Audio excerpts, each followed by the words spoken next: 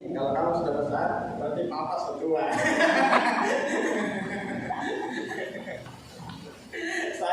saya pernah gitu kan, ada anaknya saya punya gembala itu masih kecil segendong-gendong, begitu ketemu di Surabaya, ini sudah besar sekali. Itu tandanya Yosef, kamu tuh sudah tua. Benar juga sih. Haleluya. Oke, kita buka Yohanes pasal yang keempat. Kita belajar beberapa ayat ini. Yohanes pasal yang keempat.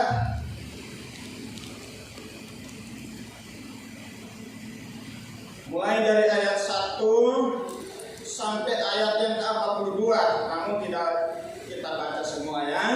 Beberapa ayat nanti saya akan membagikan. Yohanes pasal 4 ayat mulai dari 1, tapi saya baca dari ayat 1 sampai ayat 40. Dikatakan demikian, ketika Tuhan Yesus mengetahui bahwa orang-orang Farisi telah mendengar bahwa ia memperoleh dan membaptis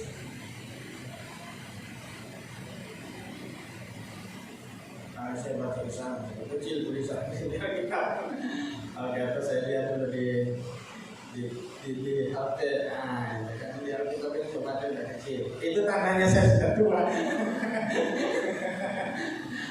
Oke, saya baca di dalam Yohanes pasal yang keempat. Saya lihat di HP-nya saya ya. Ini agak besar tulisan. Itu saya baca di Alkitab sudah rapat semua tulisan. Oke. Ketika Tuhan Yesus mengetahui bahwa orang-orang Farisi telah mendengar bahwa ia memperoleh dan membaptis murid lebih banyak daripada Yohanes, meskipun Yesus sendiri tidak membaptis melainkan murid-muridnya, ia pun meninggalkan Yudea dan kembali lagi ke Galilea. Ia harus melintasi daerah Samaria. Maka sampailah ia ke sebuah kota di Samaria yang bernama Sikar, dekat tanah yang diberikan Yakub dahulu kepada anaknya Yusuf. Sampai situ dulu. Nah, perhatikan, saya baca ulang ayatnya yang ketiga. Ia pun meninggalkan Yudea dan kembali lagi ke Galilea. Ia harus, ini kata harus perlu digarisbawahi. Ia harus apa? Melintasi Samaria. Jadi di dalam perjalanan Tuhan Yesus tidak ada yang kebetulan. Dan kita imani juga setiap perjalanan hidup kita, kemanapun kita berada, kita imani bahwa tidak ada yang kebetulan. Pergumulan, suka duka yang kita lewati semua dalam pengetahuan Tuhan. Amin. Amin. Dan hari ini kita bisa jumpa satu dengan yang lain, semua pun karena Tuhan. Tidak ada yang kebetulan. Nah, kenapa Yesus harus meninggalkan Galilea lalu kembali ke Galilea? Karena ada satu daerah yang harus dilewati. Daerah itu yang bernama Samaria. Ada apa di Samaria? Ternyata di Samaria ada seorang yang membutuhkan pertolongan. Di Samaria ada seorang yang harus dengar tentang Injil. Di Samaria ada seorang wanita yang dikucilkan. Itu yang harus mendapat perhatian oleh Tuhan Yesus. Orang lain tidak terima dia. Orang lain mencibirkan bibir karena perempuan yang ternyata perempuan yang tidak betul di mata masyarakat. Tapi bagi Yesus satu jiwa seperti itu, dia mesti lewat sana. Amin. Amin. Kita semua ada karena berharga di mata Tuhan. Amin. Dulu kami masih aktif putar film untuk pelayanan ke desa-desa maupun ke gereja-gereja yang membutuhkan pelayanan, termasuk di DKSD Timpiak, di sana. Lalu di mana lagi? Wawapada. Di Wawapada. Bapak di desa ya, di desa. Terus sama Ibu Imade itu juga. Nah, itu yang dulu di sana sudah jadi itu putar film tentang programnya itu kalau tidak salah My Hope. Billy Graham punya program. Billy Graham. Lalu itu ada sebuah kesaksian yang luar biasa di film. Itu kasetnya kayaknya itu kalau masih ada kah atau mungkin sudah disimpan di laptop itu arsipnya itu video. Itu ada petobat itu yang anaknya mantan kiper nasional PSI. Roni Pati Nasrani. Pati Nasrani. Ada anaknya itu dulu nakal minta ampun. Itu bersaksi di sini. Itu bayangkan dia punya kesaksian itu sebelum bertobat. Jadi waktu orang tuanya simpan uang itu berangkas pun tidak aman. Itu berangkas itu semuanya dapat bisa diburu. Dan satu-satunya tempat yang aman adalah yang tempatnya sebenarnya susah dideteksi adalah kantong celana digantung di belakang pintu. Susah, itu kan tidak ada perhatian ke sana. Tapi dia bilang dapat juga. Dia pegang semua kantong bapaknya dapat. Terus karena dia waktu itu kan dia kecanduan narkoba. Jadi karena dia butuh uang untuk beli narkoba, awalnya itu cuma dikasih teman. Nah itu, karena awalnya dikasih teman tuh, gratis. Tapi begitu temannya lihat sudah kecanduan, dia minta lagi mesti bayar. Di situ kan dia bagus itu. Makanya cara untuk mendapatkan uang itu dengan segala cara, termasuk hartanya orang tuanya, uangnya orang tuanya, apa saja yang bisa dijadikan uang itu dia jual semua. Salah satunya itu cincin kawinnya orang tuanya dia jual. Dan apa lagi?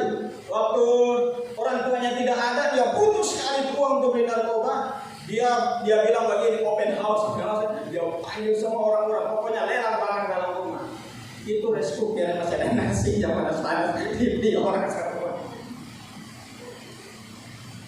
Lalu dia ketemu dengan seorang hamba Tuhan yang mentor dia. Dia menyesal sekali, dia ingat dosanya itu. Dosa saya tidak bisa diampuni lagi karena dia pikir subhanallah kita. Lalu mentornya bilang begini, kalau tidak salah namanya Benny. Ada dua kok anaknya itu, dua-duanya jatuh. Benny. Itu kalau cari itu Benny Pati Nasrani itu pasti dapat di YouTube itu. Ada lagi satu gitu, dua-duanya dia hamba Tuhan. Lalu satu waktu mentornya bilang begini, karena saking dia seperti begini, kayaknya penyesalannya sudah terlalu dalam, merasa memang Tuhan sudah tidak ampuni dia.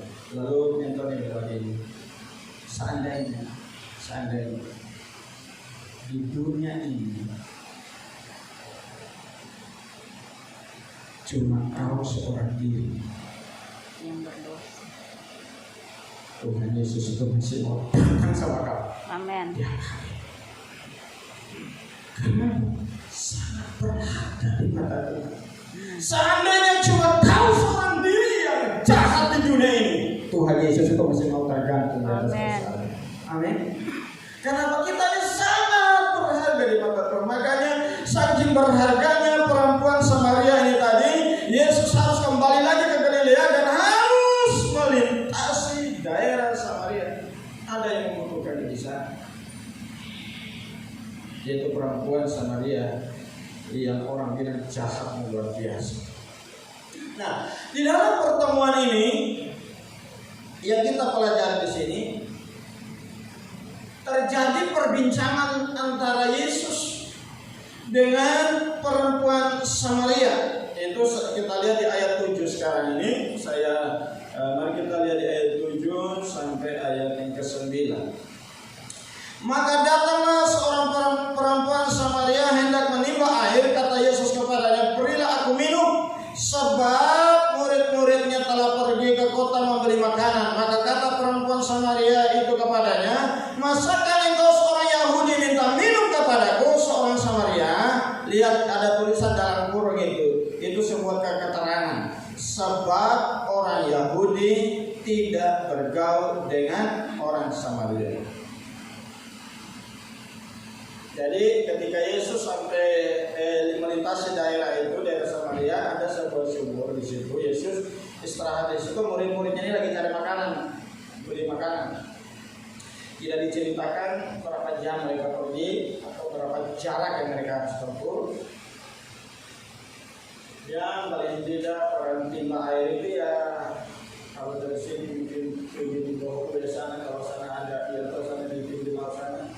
ada sumur kota di sana, gitu kurang lebih ada kota di sana, dari sumur orang murid-murid pergi ke sana jalan kaki. Lalu datanglah perempuan Samaria. Ini tengah hari ini. Kenapa mesti datang tengah hari? Karena perempuan ini malu. Dia merasa malu dilihat orang karena dia ini suka kumpul suaminya orang. Kira-kira gitu. Suka ganggu suaminya orang. Makanya saya percaya ibu-ibu di kampung itu, kalau ketemu memang karena mesra ya, dia tidak mau ketemu orang banyak, nanti saya kira mesra. Akhirnya dia datang di tengah hari, maka disitulah dia ketemu sama Tuhan Yesus. Dari ayat yang ke-5 itu tadi, maka sampailah ia ke sebuah kota di Samaria yang bernama Sikar di dekat tanah yang diberikan Yakub dahulu kepada anaknya Yusuf. Di situ terdapat sumur Yakub. Yesus sangat tidak oleh perjalanan, karena itu ia duduk di pinggir sumur itu. Hari tidak pukul 12. Nah, lalu ceritanya datanglah perempuan Samaria. Waktu datang, Yesus mulai buka pembicaraan. Jadi kalau ada orang kita lihat mungkin bareng gitu, ajak buka pembicaraan. Ajak cerita. Yesus mulai ajak cerita. Lalu apa yang dia bilang? Ini hari kedua juga dari perempuan Samaria. Berilah aku minum. Lalu perempuan Samaria bilang, maka kata perempuan Samaria itu kepadanya, masakah engkau seorang Yahudi minta minum kepada aku seorang Samaria? Sebab orang Yahudi apa? Tidak bergaul dengan orang Samaria. Memang sejarahnya itu sebenarnya mereka ini awalnya itu satu garis keturunan. Tetapi karena orang Israel ini kawin campur, maka terjadilah ada namanya orang Samaria ini itu yang dibenci oleh orang-orang Yahuda, orang-orang Israel, orang-orang Yahudi khususnya itu benci mereka. Pokoknya dianggap najis, diajar tidak betul itu orang Samaria itu. Tidak mau bergaul. Jadi ketika Yesus membuka pembicaraan itu, dia kaget. Kok mau ya ajak bicara sama saya? Nah, ada itu. Jadi kita lihat selanjutnya. Nanti judulnya belakangan saja. Biasakan saya kasih tema khotbah, nanti temanya belakangan. Ada yang mencatat tema. Apa tema untuk program? Udah nanti belakangan. Lalu kita lihat selanjutnya. Ayat 1. Jawab Yesus kepadanya, jikalau engkau tahu tentang karunia Allah dan siapakah dia yang berkata kepadamu, berilah aku minum, niscaya engkau telah meminta kepadanya dan ia telah memberikan kepadamu air hidup. Ini masih terjadi percakapan. Ini baru pendahuluan. Saya belum masuk poin karena temanya juga saya belum kasih. Masih terjadi percakapan antara perempuan Samaria dengan Tuhan Yesus. Nah, saya lompat lagi ya, saya lompat di ayatnya yang ke-19 sampai ayatnya yang ke-21. Ayat 19 sampai ayat 21 bilang begini. Kata perempuan itu kepadanya, Tuhan, nyata sekarang padaku bahwa engkau seorang nabi. Nenek moyang kami menyembah di atas gunung ini, tetapi kamu katakan bahwa Yerusalemlah tempat orang menyembah. Lalu ayat 21. Kata Yesus kepadanya, percayalah kepadaku, hai perempuan, saatnya akan tiba bahwa kamu akan menyembah Bapa bukan di gunung ini dan bukan juga di Yerusalem. Kamu menyembah apa yang tidak kamu kenal. Kami menyembah apa yang kami kenal, sebab keselamatan datang dari bangsa Yahudi dan seterusnya. Nah, perhatikan. Dalam pembicaraan perempuan Samaria dengan Tuhan Yesus,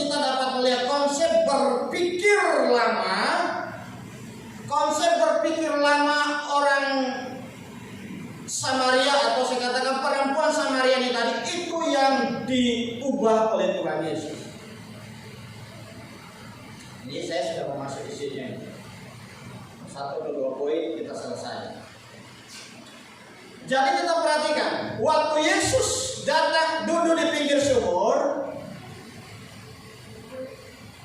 tengah hari tua, jam 12 siang, datang perempuan Samaria, timba air, lalu Yesus bangun komunikasi. Ini tidak lazim. Ini tidak pernah terjadi. Tetapi Yesus merubah semua konsep berpikir orang Yahudi, orang Samaria saja termasuk orang Yahudi. Itu Yesus datang rombak cara berpikirnya supaya mereka lihat kebenaran. Jangan tertanam yang konsep lama, tapi Yesus datang membawa pembaruan. Amin. Lalu di ayat yang kita baca lagi tadi, perempuan Samaria itu mengungkapkan lagi konsep lama. Apa itu konsep lama? Dikatakan kalau menyembah itu di atas gunung dan di Yerusalem, itu yang disinggung tadi. Tapi Yesus bilang, saat akan datang, kamu menyembah Dia dalam roh dan kebenaran. Oke. Sekarang judulnya saya mau kasih. Judulnya adalah penyembahan yang benar. Karena saya sudah memasuki sini. Penyembahan yang benar.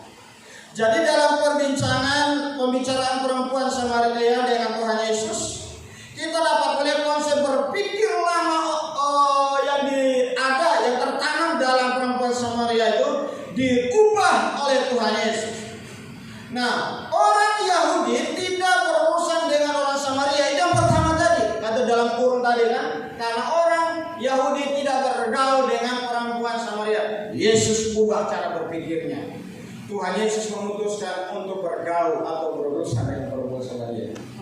Di mana ada orang kasih batasan-batasan, tetapi Yesus datang untuk merombak semua batasan itu. Karena keselamatan untuk semua orang. Amin. Keselamatan untuk semua orang. Lalu selanjutnya tadi dikatakan masalah tempat menyembah. Yesus bilang tempat menyembah itu bukan masalah. Dikatakan ayat 21 tadi, kata Yesus kepadanya, percayalah kepadaku hai perempuan, saatnya akan tiba bahwa kamu menyembah Bapa bukan di gunung ini dan bukan juga di Yerusalem. Karena perempuan tadi mengatakan tempat penyembah itu di gunung, dan orang Yahudi percaya penyembahan itu sebenarnya di Yerusalem. Dua-dua konsep ini diubah oleh Tuhan Yesus. Untuk orang Samaria, mereka datang ke gunung menyembah Tuhan, artinya mempersembahkan korban di sana.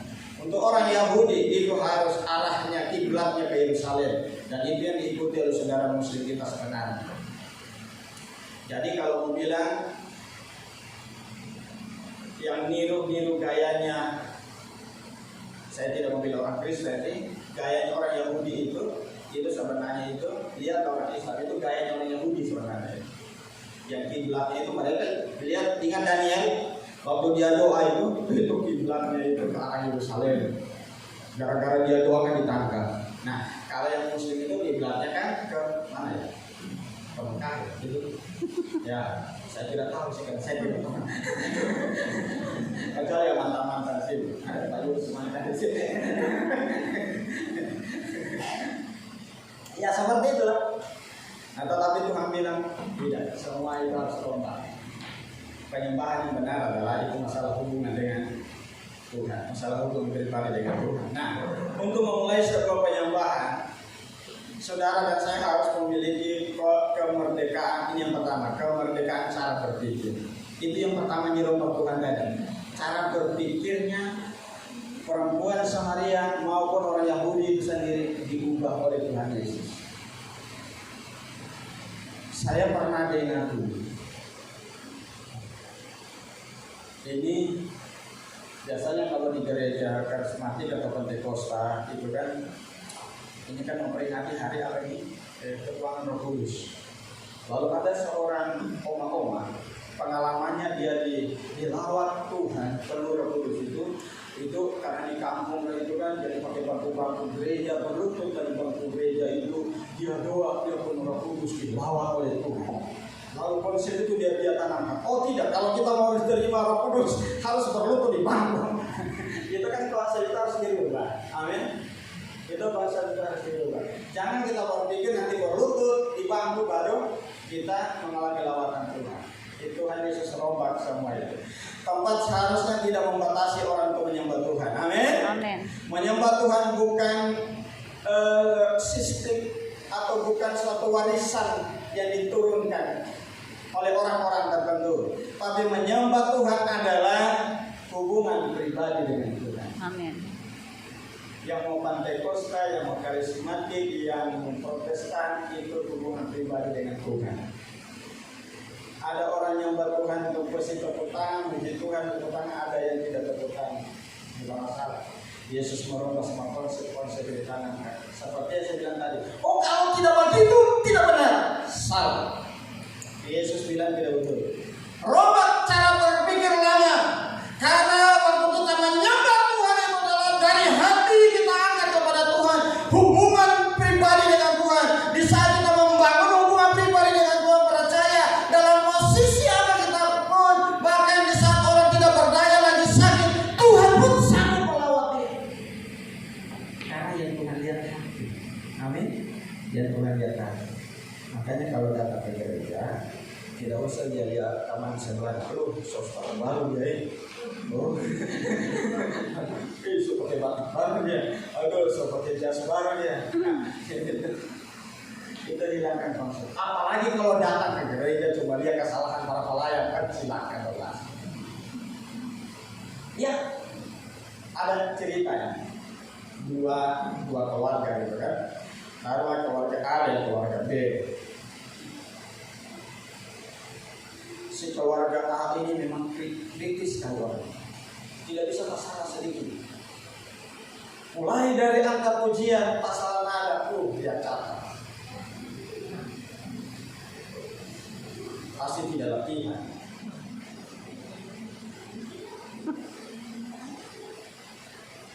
Terus itu yang naik kok dasinya miring. Miring. Oh ini yang miring. Nanti dipasang pin di sini sekalian dijepit dengan gas. Dia catat. Begitu dengan firman Tuhan, itu saya sudah pernah dengar. Jeleknya semua dia ingat. Lalu ada lagi kelompok si keluarga si D.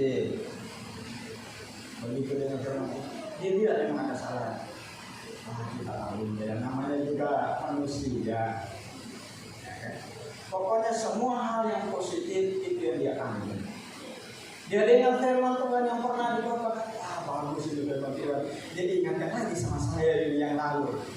Selalu diambil positif. Jadi ini yang keluarga si A tadi memang bukan cari kesalahan orang, suka kritik. Itu pulang itu yang dibahas sampai di rumah, tidak ada berkah di dapat. Tapi yang satu ini pokoknya damai sejahtera pulang di rumah karena tidak ada perbantahan, selalu ambil yang positif. Kira-kira kita yang mana ya? Coba lihat sebelahnya. Kamu yang mana? Hanya Tuhan yang tahu ya. Jadi kalau kita datang cari Tuhan dengan sungguh-sungguh, pasti kita pulang diberkati. Amin. Jadi keberhasilan penyembahan dimulai membangun kedekatan kita dengan Tuhan. Bukan masalah konsep. Amin. Bukan masalah konsep, bukan masalah caranya. Tetapi bagaimana kedekatan kita dengan Tuhan, disitulah kita akan merasakan Tuhan itu hadir dalam hidup. Amin. Bahkan kita tidak sadar sementara memuji Tuhan, maka menetes, kita ingat bagaimana Tuhan baik dalam hidup saya. Tanpa disadari, tiba-tiba kita menetes air mata. Bukan karena kita janji, kita ingat Tuhan itu baik. Amin. Haleluya. Saya tidak cukup sampai di sini. Ada sambungannya.